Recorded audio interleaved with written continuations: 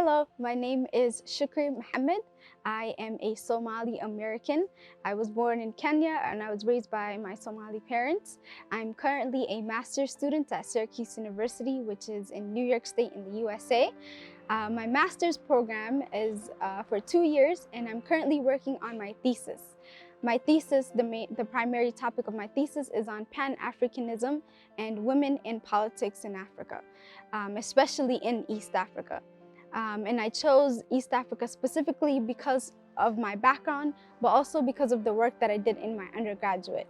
In my undergraduate, I did an honors thesis that looked at the evolution of Somali women in politics from independence to current day. And so that initially sparked my interest in choosing these topics. So my background as a Somali American born in Kenya, I think that definitely played a part in why I'm interested in Pan-Africanism and women in politics in East Africa.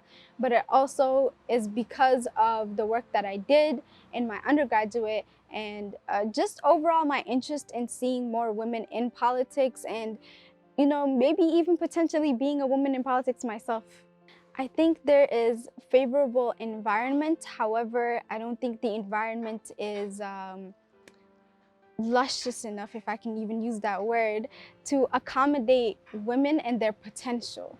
And I think women, especially African women, have so much potential to participate in politics, to give back to their communities. But again, that potential is not necessarily present in the environment. I think there could be a lot more women in politics who we also see in the media and should also be at the forefront of our minds, especially our historical predecessors. African women who have been involved in the independence movement and the Pan-African movement and in so many movements, yet they've essentially been written out of history. And so I think the women that you've mentioned are definitely the start, but I don't think they are the end all.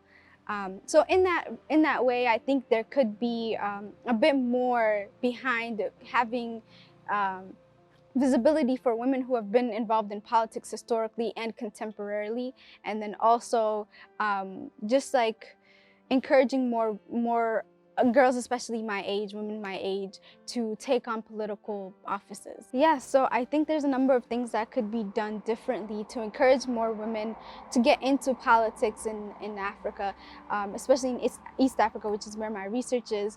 I think academically we could be doing more to push girls to get an education, not just past primary school, but past secondary school. So getting a master's degree, getting a doctorate degree in whatever sciences and social sciences that they're interested in. Special emphasis on the sciences, because historically, we haven't seen very many African women be involved in sciences. They've been discouraged for the most part. And so in that respect, academically, I could definitely see more emphasis being put there. And I think also politically, putting manpower behind electing women who are going to go out there and speak on women matters, especially at those important conversations and especially at those tables where decisions are being made for women, and they should be by women. And I think also economically, we could be doing more to involve women economically.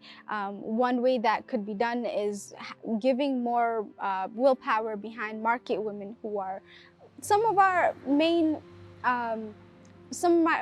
willpower behind economic success in a lot of African countries.